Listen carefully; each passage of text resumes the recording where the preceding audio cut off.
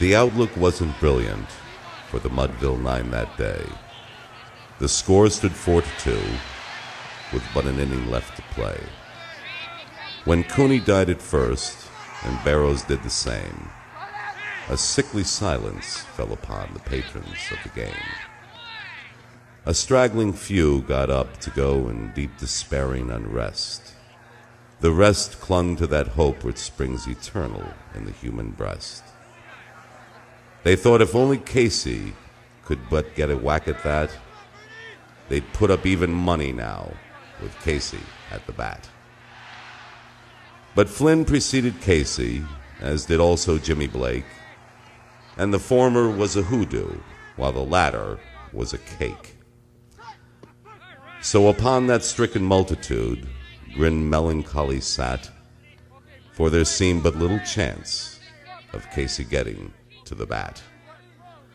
But Flynn let drive a single to the wonderment of all, and Blake, the much despised, tore the cover off the ball. And when the dust had lifted, and they saw what had occurred, there was Jimmy safe at second, and Flynn a hugging third. Then from 5,000 throats and more, there rose a lusty yell. It rumbled through the valley. It rattled in the dell. It pounded through on the mountain and recoiled upon the flat. For Casey, mighty Casey, was advancing to the bat. There was ease in Casey's manner as he stepped into his place. There was pride in Casey's bearing. A smile lit Casey's face. And when responding to the cheers, he lightly doffed his hat. No stranger in the crowd could doubt was Casey at the bat. 10,000 eyes were on him as he rubbed his hands with dirt. 5,000 tongues applauded when he wiped them on his shirt. Then, when the writhing pitcher ground the ball into his hip, defiance flashed in Casey's eye. A sneer curled Casey's lip. And now the leather-covered sphere came hurtling through the air, and Casey stood a-watching it in haughty grandeur there. Close by the sturdy batsman, the ball unheeded sped. "That ain't my style," said Casey. "Strike one," the umpire said. From the benches, black with people, there went up a muffled roar, like the beating of the storm waves on a stern and distant shore. "Kill him! Kill the umpire!" shouted someone on the stand, and it's likely they'd have killed him had not Casey raised his hand. With a smile of Christian charity, great Casey's visage shone. He stilled the rising tumult. He bade the game go on. He signaled to the pitcher, and once more the dun sphere flew.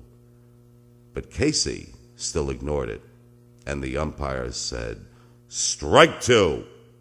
"Fraud!" cried the maddening thousands, and echoed answered, "Fraud!" But one scornful look from Casey, and the audience was awed. They saw his face grow stern and cold.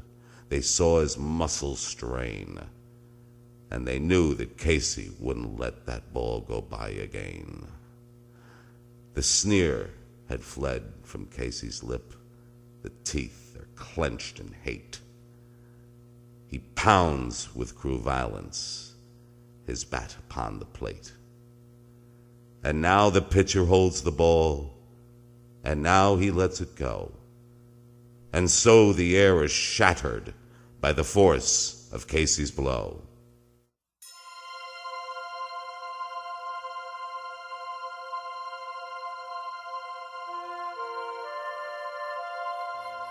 Oh, somewhere in this favored land, the sun is shining bright.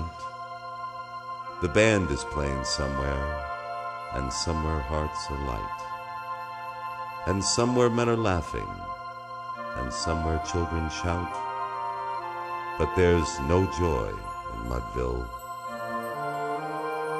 For the Casey, mighty Casey, has struck out.